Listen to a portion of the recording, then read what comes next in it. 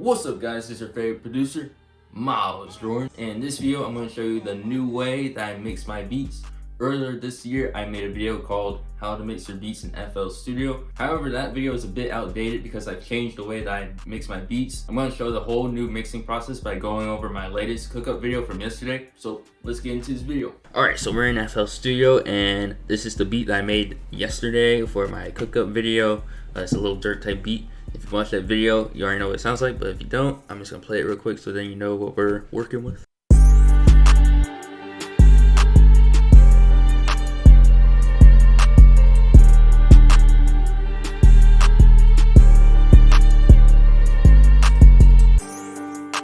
And so first thing I want to talk about in terms of mixing is that make sure you have really good drum samples.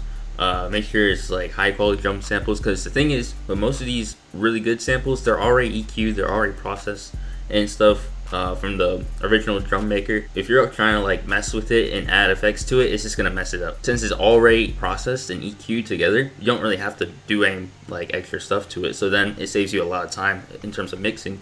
And I'll show you right here, like I have nothing, I have like EQs and stuff, but dude, I don't have any EQ drums anymore. Like they're already good, they're already processed. These are like too easy Rio Levas kits. So like in terms of drums, I don't EQ them at all. They're already processed, they're already good. So that's the first thing. Make sure you have good drum samples. And if you need drum samples, I recommend, I have my own drum kit on my beat store. It has like all these 808s, all these claps that I use all the time. And there's also like Wave Supply, that's where like Internet Money's kits are at, from like Nick Mira, Cody, all of them. I have a ton of them in here. Or you can just look up someone that's in the industry. Their drum kits are most likely really good as well. Second thing that I want to talk about is that I level the instruments in the channel rack. I don't do any leveling in the mixer, because what I realized is that when I level in the channel rack, it sounds really good on my phone. Like whenever I bounce my beats, I listen to it on my phone from Dropbox, because it goes straight from my computer straight to the mobile Dropbox app, so then I just listen to it on my phone. And then I've noticed that when I just level in the channel rack and then leave the mixer alone, it sounds really good, like straight out. Like first mix, it sounds great. So that's what I've been doing with most of my beats recently, is I just level in the channel rack to make sure it sounds good, and then I just leave it alone in the mixer. So yeah, that's a new thing that I've been doing, just leveling in the channel rack, not doing any leveling in the mixer at all. And also the thing is, if you level in the channel rack and then you level in the mixer, like you're leveling twice. It's what I kind of found out. So then my beat sounded a little bit lower than normal, so I just don't level at all in the mixer, because it just sounded really quiet on my phone when I did the leveling in both the channel rack and both the mixer. So just do your leveling in the channel rack, so then it still sounds loud, but it doesn't sound like too overbearing. You just do it based off your preference, pretty much. There's no set numbers. I don't do any like set dBs or anything like that. I just do it based on how it sounds when I'm making the beat. Third tip for the 808s, particularly for Spin's 808, I boost it a little bit. I boost it on maybe like 3 to 5%. So then it stands out a little bit more, and then I cut the attack and I cut the release, so then it's not clashing. Because if you just leave these set, it clashes with all the other notes, and then it like blends together and doesn't sound very good. But when you decrease the attack and then you decrease the release, it just cuts it up, like the length of the note. It goes to the length of the note and then it stops, and then it resets on the next note, so then it doesn't clash together.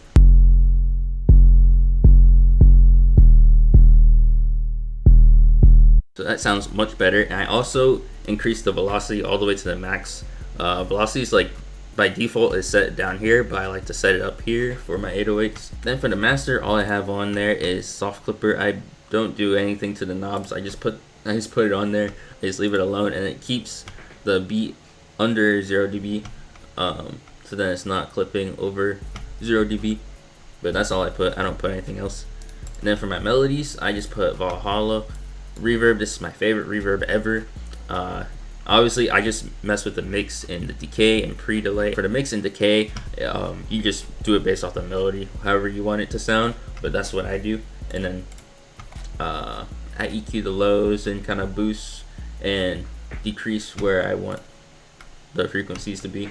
And then for the panning of instruments, I usually pan my open hats to 30% on the right, and then the snares maybe like 15-20% on the left.